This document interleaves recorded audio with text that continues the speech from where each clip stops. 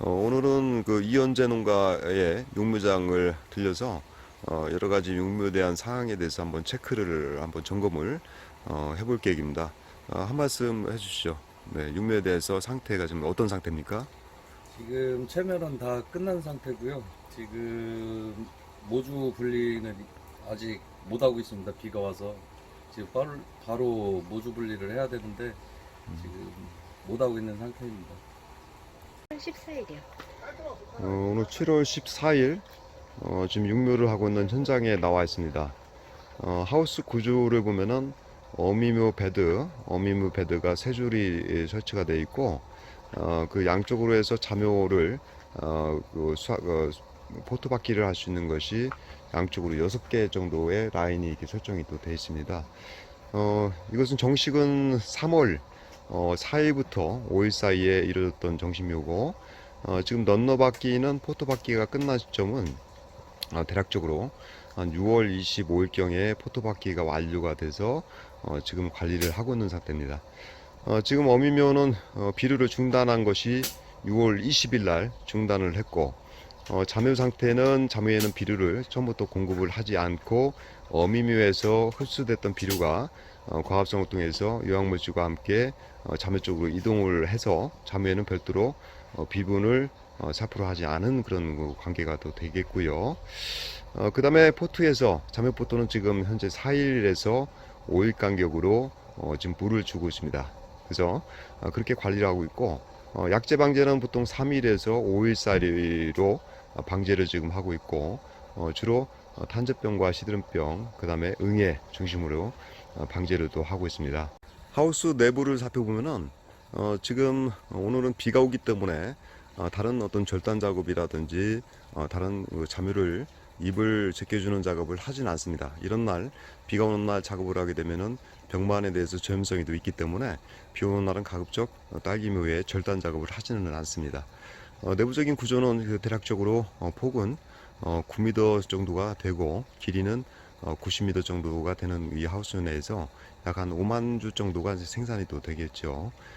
내부에 이제 사각팬을 설치해서 그 상단부에 있는 그 고온을 바람에 의해서 내부 순환팬을 통해서 측면적으로 또는 고온을 빼주게 8대에서 10대 정도가 설치가 되어 있고 측착 높이는 2m 보통 60 이상 올라온 상태에서 그 측면에서 열기를 빼주는 시스템으로 이렇게 이제 재배가 또 되고 있습니다.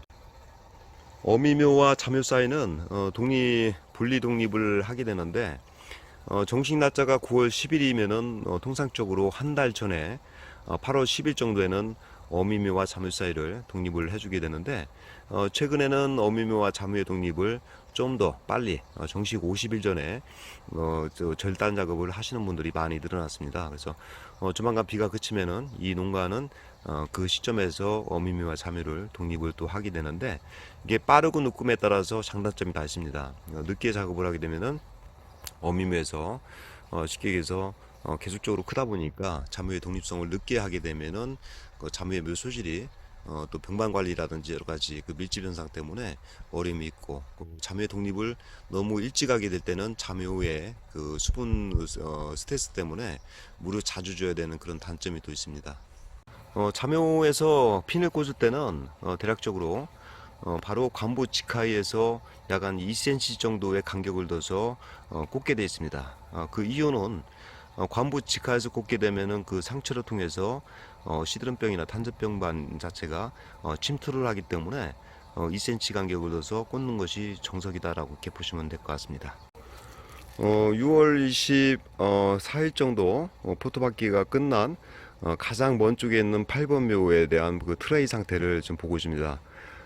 뿌리가 어느 정도 내려서 완전 상토를 둘러 휘감아 버리고 네트를 형성한 그 과정인데 이 묘를 가장 농가들이 실수하는 것은 이 포트에다가 물을 주는 시기입니다. 그래서 4월 달이나 5월 달부터 주게 되면은 보통 이 포트에 부피가 이제 120mm 정도가 되는데 이 포트 안에서 지나치게 일찍 나온 그 뿌리들은 수명이 보통 8, 90일을 넘지 못하기 때문에 뿌리가 썩어버리는 현상이 나타납니다. 그래서 물을 너무 일찍 주게 되면은 자미에 뿌리가 썩는다라는 그 개념을 알고 계셔야 할 것 같습니다. 통상적으로 이제 잠유에 물을 주는 날짜는 6월 25일 전후로 해서 물을 주기 시작하면은 나중에 9월 10일 날 정식할 때까지 가장 적당한 그런 물을 줄 수 있는 그 타임이라고 이렇게 얘기를 할 수가 있습니다. 잠유에 물을 줄 때는 점적기를 보통 5cm 간격으로 공극이 있는 것을 주로 사용을 하지만이 쉽게 물이 고르게 전체 이 포트 사이사이로 물이 다 스며들 수가 있다는 사실이고, 포트 간격이 보통 점적기가 10cm로 넘게 되면은 물이 들어가는 곳이 있고 들어가지 않는 그런 그 구배의 차이에 의해서 그런 빈 물이 들어가지 않는 포트가 생기기 때문에 전체적으로 5cm 간격의 그런 것을 점적 테이프를 많이 사용을 또 하고 있습니다. 반면에 어미묘 배드의 그런 점적기는 15cm 내외, 15cm나 10cm 정도를 주로 사용을 하게 되어 있고, 어미묘와 잠유에 물을 공급할 때는 기본적으로 분리 독립을 해서 어미묘를 별도로 물을 공급하거나 비료를 주거나 하셔야 되고, 잠유는 따로 이렇게 물을 주셔야 됩니다. 동시에 빌게 되면 압력 차이로 인해서 뒷부분에 뒷라인 쪽에는 물이 들어가지 않는 현상이 있기 때문에 전자밸브를 최소한 2개 정도를 설치해서 따로 구역을 정해서 관수를 하는 것이 맞습니다. 잠유는 보통 물을 줄 때 1회당 한 7분 정도 내로 주시는 것이 잠유 포트 전체로 물이 이행이 되기 때문에 시간을 너무 짧게 3분 미만으로 주게 되면 물이 전체 포트 구멍구멍으로 다 들어가지 않는 현상 때문에 물은 충분하게 주시는 것이 필요하겠다라고 생각합니다. 또한 지금 시점에서는 약 한 4일 내지 3일 정도 간격으로 잠유 포트에다가 물을 주게 되면은 맞겠다라고 생각이 되고, 어미묘와 잠유를 독립하게 되면은 이틀 정도 간격으로 물을 주는 것이 적당하게 수분이 마르지 않으면서 딸기 잠유는 약간 건조한 상태에서 키우는 것이 병반에 대해서 과습에 의해서 생기는 병반을 어느 정도 차단을 또 할 수가 있습니다. 지금 관비기계에서 A통과 B통 그리고 원수통이 나눠져 있고 산탱크가 또 별도로 있는데 자동으로 이렇게 물을 주게 돼 있는 입장이고, 지금 자면은 지금 일반적으로 비 오는 날이기 때문에 오늘은 1회 간수에 이제 머물게 되고, 통상적으로 1회에서 4회 정도 범위로 어미에다가 이제 물을 공급을 하는 것을 쓰고, 자면은 앞서 설명드린 대로 보통 3일에 한 번씩 주다가 어미묘와 자묘를 독립하면은 이틀에 한 번 정도를 물을 주다가, 그 다음에 이 농가의 경우는 마지막 정식할 때까지 2일 간격으로 1회씩 물을 주고 있습니다. 자묘에.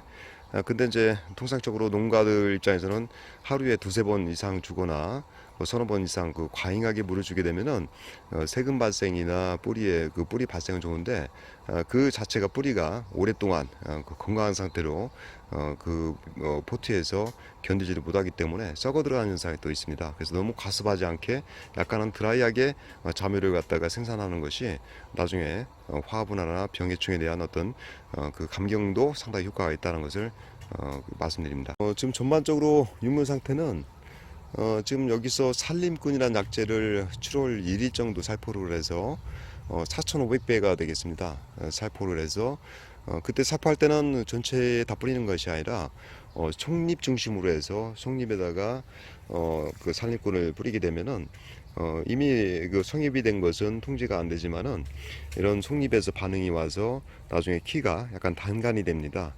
정식할 때 키가 큰 상태는 수분이라든지 비료 또 광합성을 통해서 물질이 이동하는 그 통로가 길기 때문에, 또는 약을 주거나 살포를 할 때 쉽게 얘기해서 줄기가 꺾이는 현상이 발생됩니다. 그래서 정식하고 나서 잎이 3매 정도가 육묘장에서 가져갔던 잎이 틈실하게 수강태세를 확보를 하기 위해서 서 있는 그 정도가 돼야 되는데, 키가 큰 것보다는 단간일 때의 화분화성이 더 우수하고, 또한 병해충에 대해서 방지 효과도 더 높기 때문에 키를 좀 더 외화시켜서 화분화를 갖다가 유도하기 위해서 산림꾼이라는 약재를 쓰는데, 다만 쓸 때 너무 정량으로 세게 치게 되면은 정식하고도 45일 동안 약재 효과가 지속되기 때문에 외화가 되는 현상이 또 있습니다. 그래서 일반적으로 정량은 3,000배인데 4,500배 정도로 해서 약하게 해서 살포를 하게 되면은 효과가 있다. 그리고 일반 실험에서는 2번 정도 살포를 하는 것이 좀 유용하다라고 이렇게 나와 있습니다. 그리고 뿌리 부분에 닿게 되면은 그런 것이 항지베레닌 성분을 갖기 때문에 뿌리가 발근이 되지 않을 수가 있습니다. 그래서 지나가듯이 속잎에 닿게끔 약재를 치는 것이 굉장히 중요한 성공 요인이 되겠죠. 지금 입장 작업을 3매를 놔두고 또 해야 되는데 지금 작업 여건이 손이 안 닿기 때문에 어미면은 이렇게 입장만 그 제거를 거의 한 80-90% 해줌으로써 새로운 이분도 발생이 되고 있는데요. 이렇게 해서 이제 공간을 갖다가 최대한 햇빛, 수강 상태를 갖다 유지하기 위해서 어미묘를 80% 이상 날린 상태가 되겠습니다. 이 상태가 되지만 통풍이 되면서 흰가루병이나 또 응애 발생률이 많이 떨어집니다. 그리고 밀집을 하게 되면 웃자람이 상당히 심하기 때문에 웃자람을 피하기 위해서 어미묘의 상당 부분을 날리고, 또 상황에 따라서는 키가 커버린 이런 어떤 1번부터 이제 보통 4번까지의 포트에서 키가 전반적으로 크게 됐는데 그런 1번부터 4번까지의 입장을 나중에는 물론 기부에서 관부에서 제거를 해줘야 되기 때문에 좋은데 그 작업을 하기가 어렵기 때문에 일단은 가위를 자름으로써 일단은 통풍이라든지 수강태세를 갖다가 좀 좋게 만들었다가 정식하기 직전에 그런 어떤 관부에서의 그 기부가 입에 이제 어떤 기부 엿병이라고 하죠. 엿병을 확실히 제거를 해야지만이 그 부분에서 또 뿌리가 내립니다. 그래서 그렇게 작업을 갖다가 나눠서 하는 것이 일단 효율적이다라고 볼 수가 있겠죠. 지금부터 기부에서 작업을 하게 되면은 기부에 상처가 납니다. 아직 생잎이기 때문에 상처가 나기 때문에 그 부분에 대해서 병해충이 감염될 확률이 높고, 또한 지금 뿌리가 완전 내리지 않은 상태에서 기부를 제거하게 되면은 뿌리가 흔들리면서 절근이 되는 현상이 있습니다. 가급적 상처를 이 관부 부분에 내지 않고 병반을 없애기 위해서는 여기에 쉽게 얘기해서 상단부에서 줄기를 잘라주는 정도로 해서 그렇게 관리하는 것이 낫고, 지금부터는 3매를 유지하면서 쭉 진행을 하는 것이 화합분화에 상당히 유리합니다. 질소 성분을 차단함으로써 화합분화를 유도하는 건데, 입에서 오래된 입에서 신엽으로 질소가 또 이동을 하기 때문에 그 질소의 공급원을 차단하는 것 자체가 화분화를 유도하는 그런 과정이다라고 보시고, 입은 3매로 규제하시는 게 낫습니다.